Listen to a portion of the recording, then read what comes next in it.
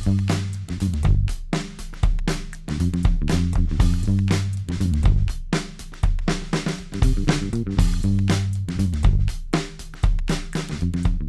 start with the basic question. So, your job title is population correspondent. So, can you explain a little bit about what that means, and specifically how it relates to migration, diaspora, migrants generally, and whether or not it's actually fundamentally different from a position like a migration correspondent, or even a different type of reporter who might work on the issue?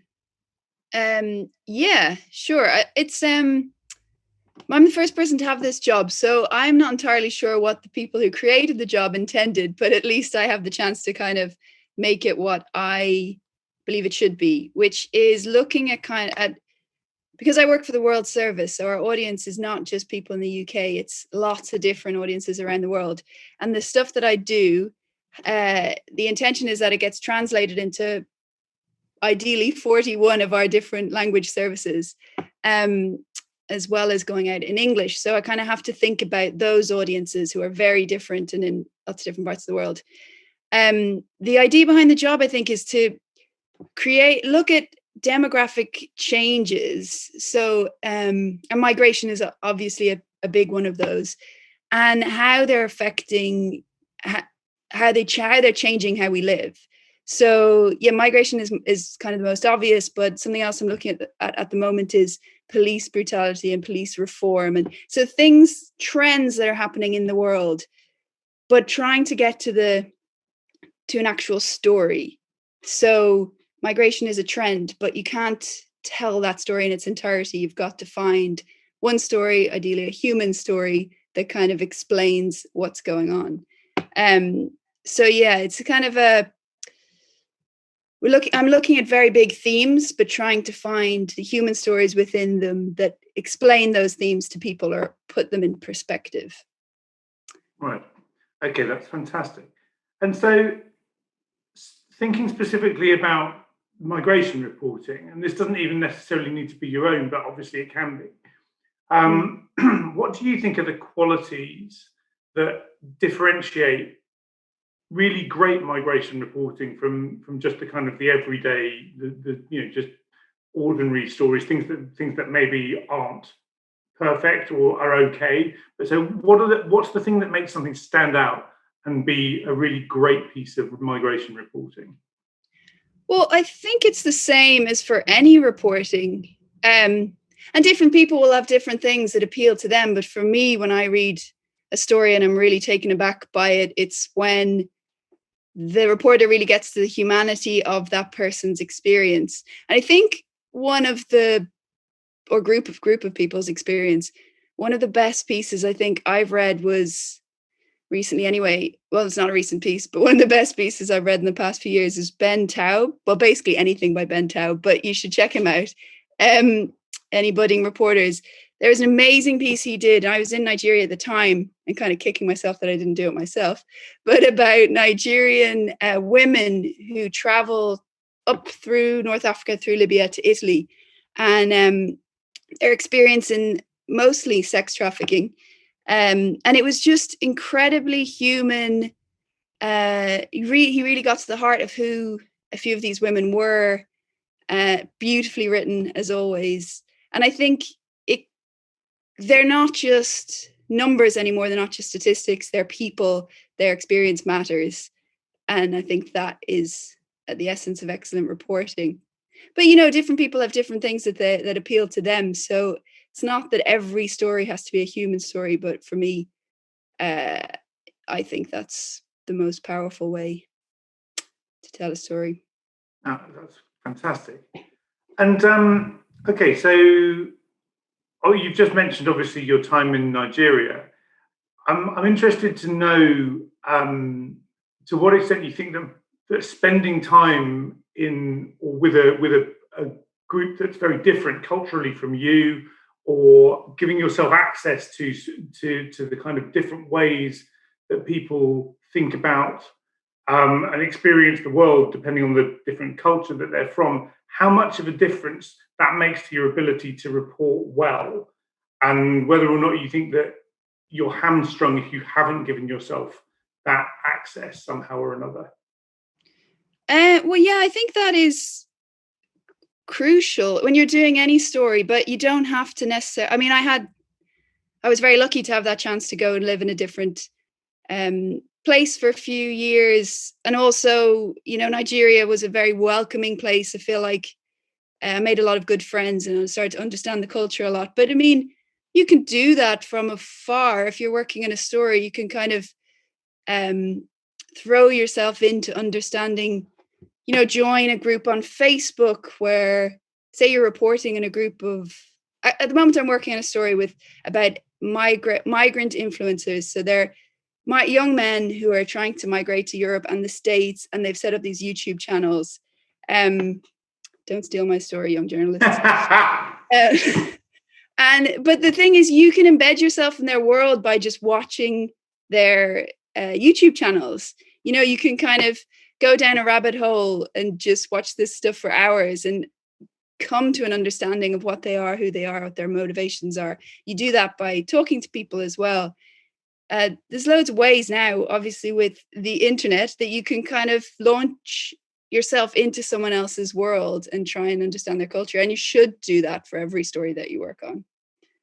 But yeah, I was incredibly lucky to have that chance in Nigeria to understand as well, from my European perspective, to understand just the immense challenges of everyday life there and why someone would be motivated to leave. It just makes so much sense to me now because it's so hard. They're up against so much just to get by. And also, I think for a lot of these young Nigerian, mostly men, but women as well, there's a kind of sense of adventure to the whole thing. And I understand that now. But that's not to say you couldn't get an understanding of that from afar by immersing yourself. I mean, that's really great. And I think that just thinking about the last couple of answers that you've given, this question that we raised before we started this conversation about how you actually identify a story, what's the process that you go through to find things or to choose something or to make the leap from here's a thing that I've seen to that's a way of telling a story that's going to enlighten people. Could you just tell us a bit about what that process is, how it feels to you? Well, yeah, I think the first thing, or the thing that I found trickiest anyway when I started this job, coming from Nigeria, is I didn't have, when I was in Nigeria, after being there for a few years, the stories are just coming to you because you've made all your contacts already. People are just offering you stories, and then I'll talk about it later about how you pick the ones that you want. But I think the first step is that you've got to reach out and make all those contacts with people, and that takes a while. But once that's done, yeah, the stories start coming to you. I think so. I'll talk about a story that I did last year, maybe around March or April, where there is an organization that you might be familiar with called Alarm Phone that they raise the alarm anytime migrants in boats across the Mediterranean can call them if they have a sat phone, if they're in trouble. Alarm Phone will raise the alarm and try and get the authorities to respond. And every day they kind of, the press person there is sending me messages about different kind of shipwrecks that were happening, different emergencies. And I kept thinking, this is really important. I want to do something on it. But there is definitely in the UK at the moment and in Europe a kind of ennui, I guess, like people are just a bit fed up of the migrant story. And I was conscious that I need to find a way to tell it differently.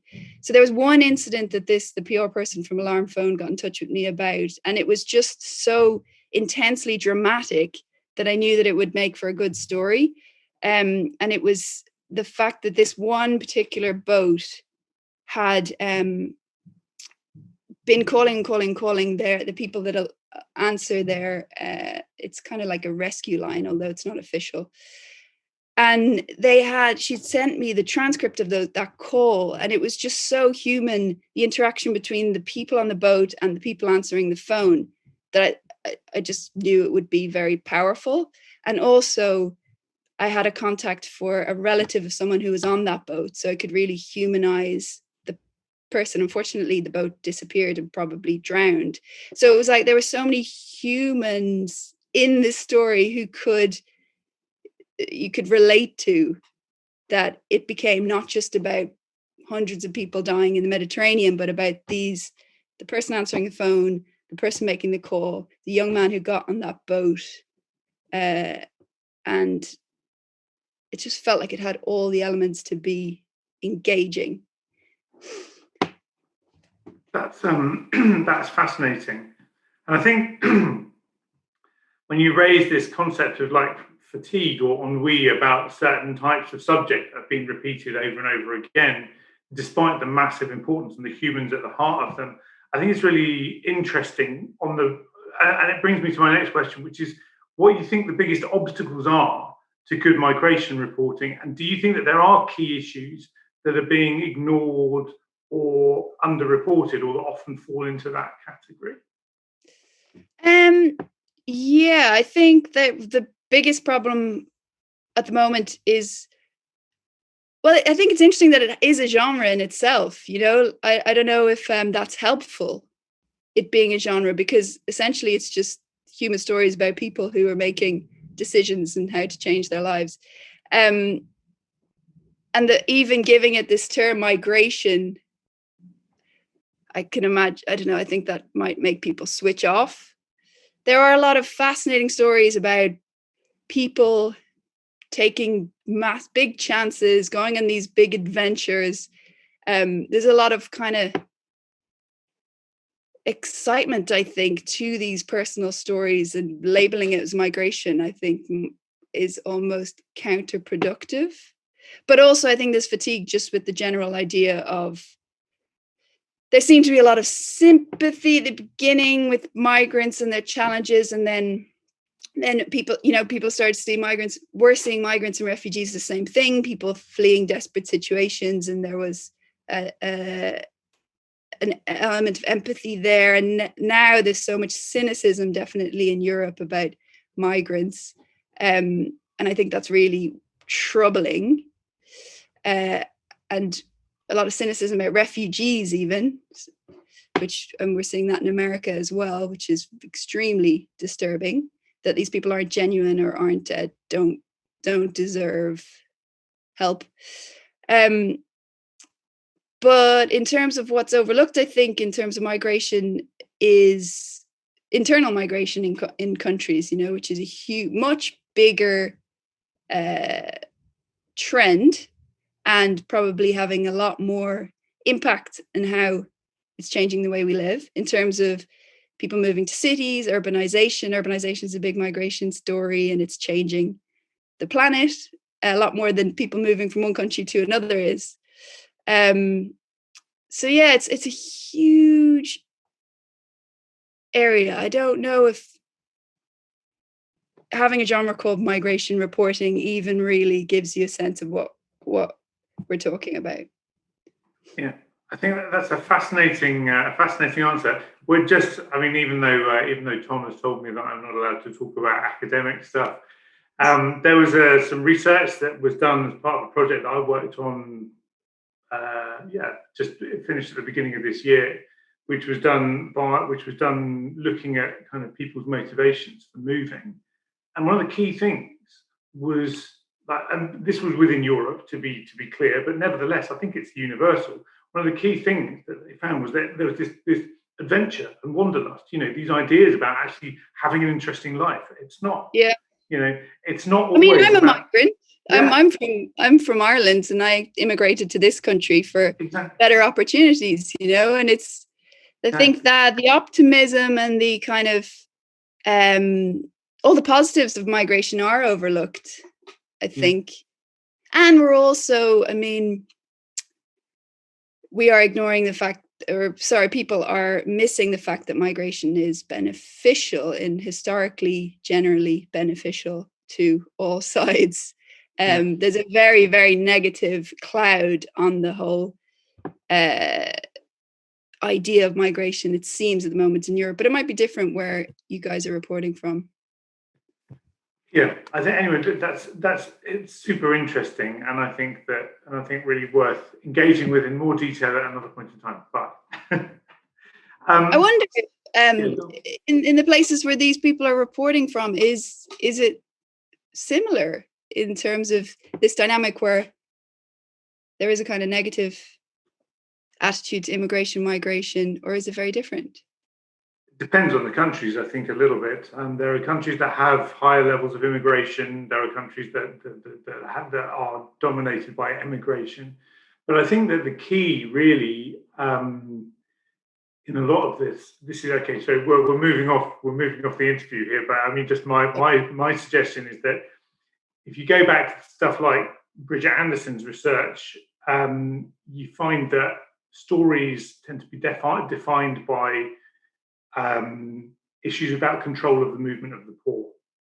And when you start, and so we tend to define migration as being something which is about the movement of people that are poorer than us, not people who are on a similar level or richer. So, I mean, I think it's a worthwhile thing to bear in mind. I mean, the fact that actually the motivations of movement are often much more complex than stories can capture in a short period of time, because migration reporting gets into the question of, if you define it this way, is that what you're talking about? If you're not talking about the people and the complexities of their lives before and all of that kind of stuff, and the fact that they have complex motivations and simply want to have interesting lives sometimes and are willing to risk things because their options elsewhere are so poor, is legitimate. Anyway, look, let's just crack on with the questions with my other question, which I also think is quite important.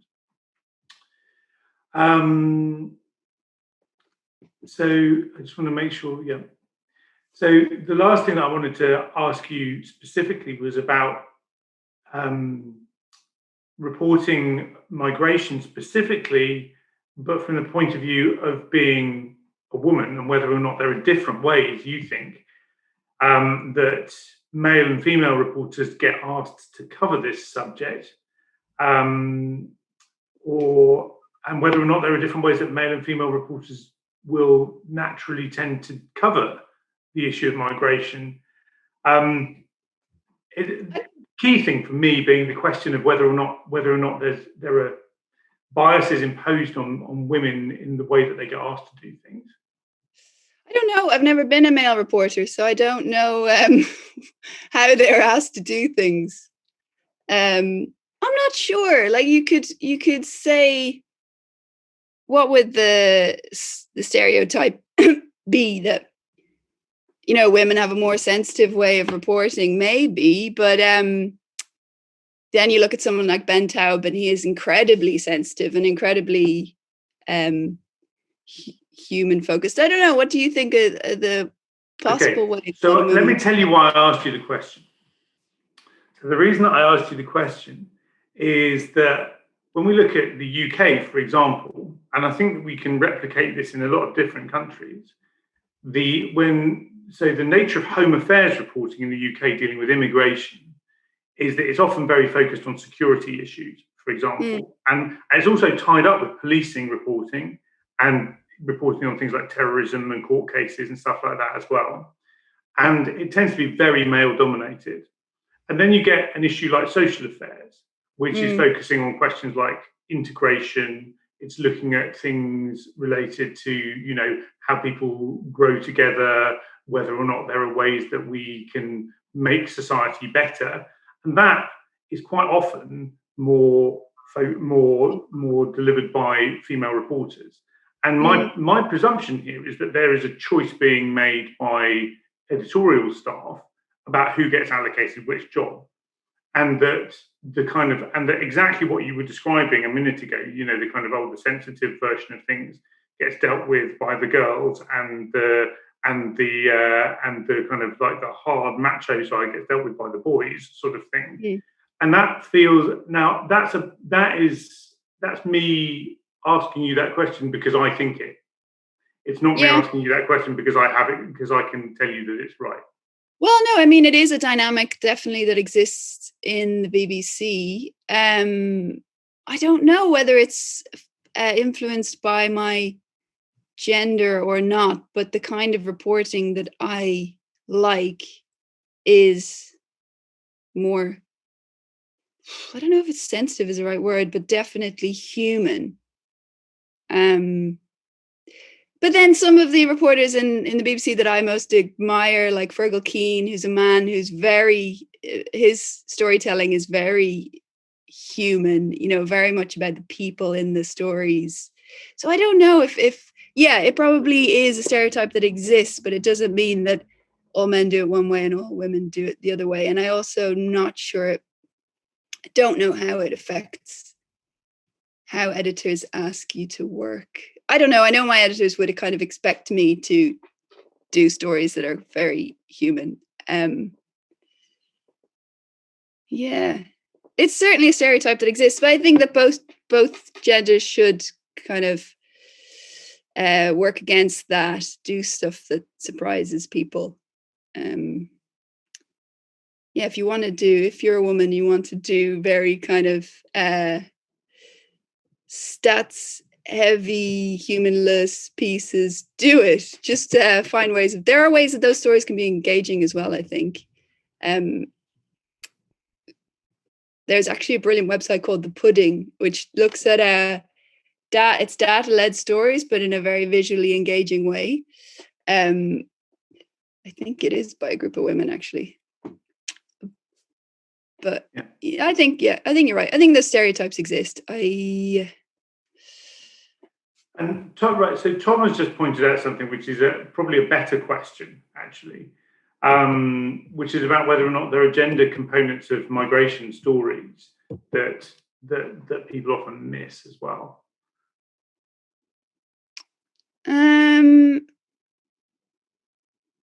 I don't know. I don't know if I look for those.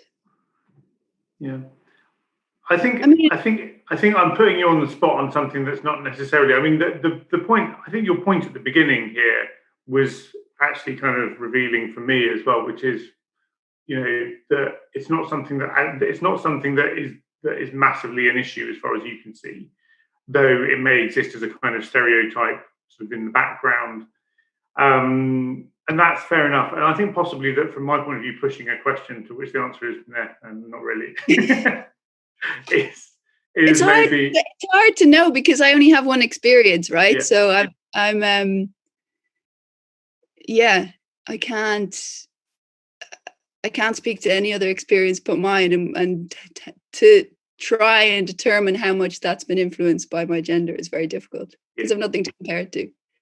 That's absolutely fair enough, and I think probably just revealing for me, useful for me, and possibly an answer that there's not a lot of benefit in just saying in sort of me setting up a straw man, basically. So that's fair enough.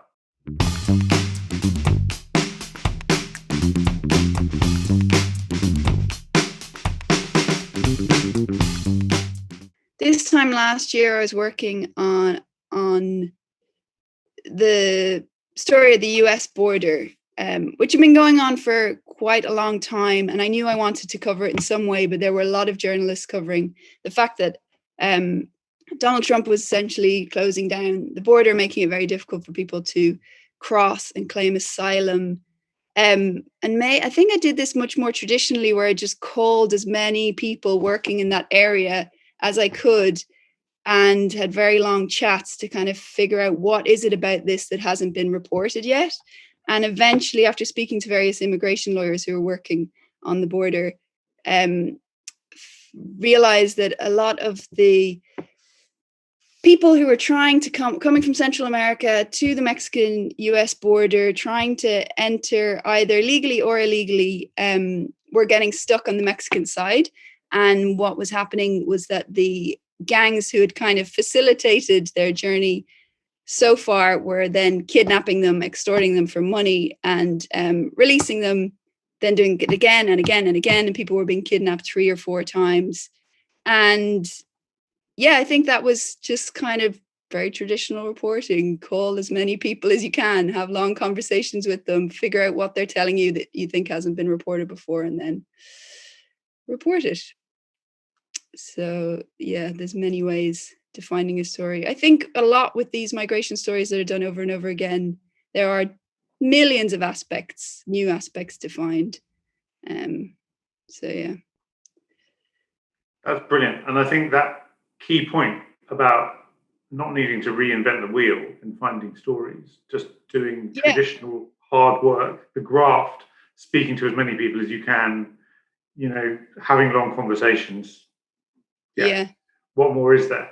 And then developing, and once those people trust you, once you've done a story well, they're a kind of contact for life.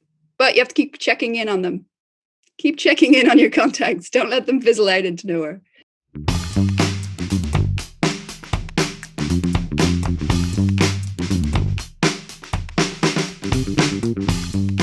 The phone is actually a very intimate form of communication. If you talk to someone on the phone for an hour, you develop a level of trust you never would, obviously over email, which is very cold. But, even WhatsApp messaging, there's something about having someone in your ear, I think, that develops trust quite easily. We're using that bit. Yeah. That's a great insight, actually. Really, really valuable.